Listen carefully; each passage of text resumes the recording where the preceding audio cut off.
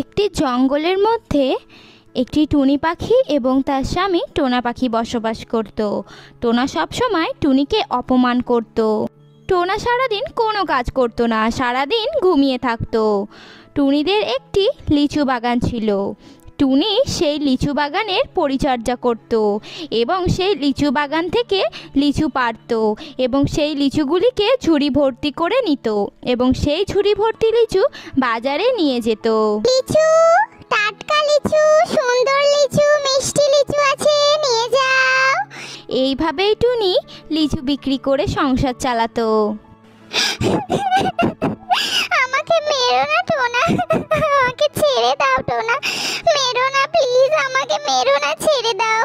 টোনা টুনিকে মারায় টুনি তাদের লিচু বাগানে চলে আসে। টোনা আমাকে একটুও ভালোবাসে না, ও আমার উপর খালি অত্যাচার করে, আমার আর এই জীবন ভালো লাগছে না। টোনা এত অত্যাচার করায় টুনি আত্মহত্যা করে। এরপর টুনির দেহ থেকে টুনির সেই আত্মা বেরিয়ে যায়। টুনির আত্মা শান্তি হয় না, সে একটি লিচু ভূতে পরিণত হয়ে যায়।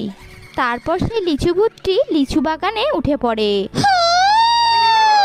কাউকে ছাড়বো না, সবাইকে মেরে দেবো, ওই টোনা আমার হাত থেকে বাঁচতে পারবে না। এইভাবেই সেই দিনটা কেটে যায়। তার পরের দিন সকালে এই টুনিটা কোথায় গেছে কে জানে, এখনো বাড়িতে আসেনি। আজ বাড়িতে আসুক, ওকে অনেক মারবো। আমার খাওয়া দাওয়ার কোনো চিন্তা নেই ওর। মনে হয় লিচু বাগানের দিকে আছে, যাই দেখি লিচু বাগানে দেখে আসি।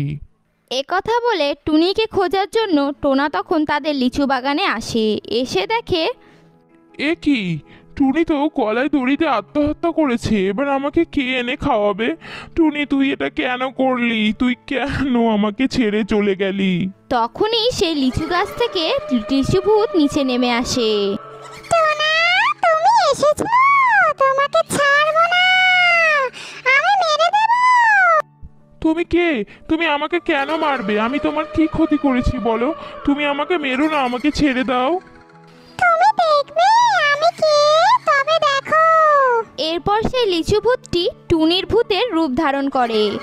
টোনা এবার আমাকে চিনতে পারছো? তোমার শাস্তি আমি দেব, তুমি বাঁচবে না। মেরো না গো টুনি, তুমি আমায় মেরো না, আমাকে ছেড়ে দাও। এ কথা বলেই টোনা সেইখান থেকে দৌড়ে পালায়। তখন টুনির সেই আত্মাটি লিচু ভূতে পরিণত হয় এবং বলতে থাকে, ছাড়বো না ওকে, মেরে দেব। এরপরে লিচু ভূতটিও টোনার পিছন করতে থাকে। টোনা সামনে সামনে এগিয়ে যেতে থাকে, লিচু ভূতটিও তার পিছন পিছন যায়। টোনা একটি নদীর ধারে এসে পৌঁছায়। যাক বাবা, বাঁচা গেছে। ও তো আর আমাকে এখানে খুঁজে পাবে না।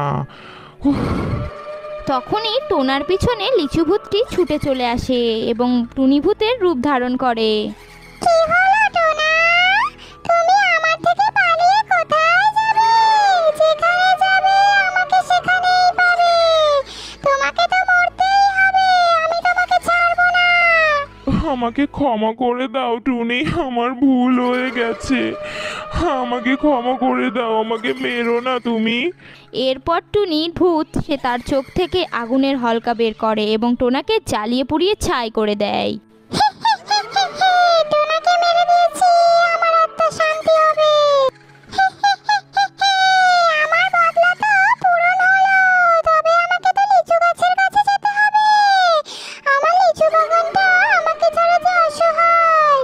এরপর টুনি সেই লিচু বাগানে চলে আসে। তো আমার শখের লিচুর বাগান, এই বাগান আমি ভালো কাউকেই দিয়ে যাব। এই লিচু বাগান যতক্ষণ না কাউকে দিচ্ছি আমি শান্তি হব না। এরপর টুনির সেই ভূতটি লিচু ভূতে পরিণত হয়ে যায় এবং সেখানেই থেকে যায়।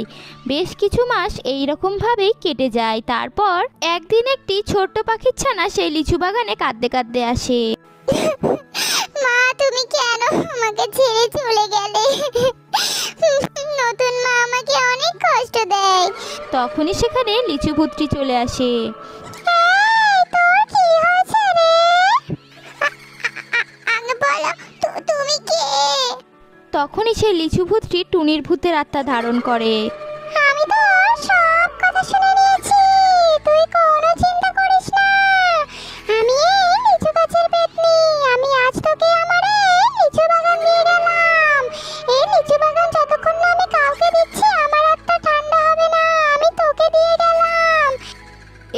বলে টুনির আত্মা সেখান থেকে চলে যায় এবং সেই ছোট্ট পাখিটি সেই লিচু বাগানের মালিক হয়ে যায়।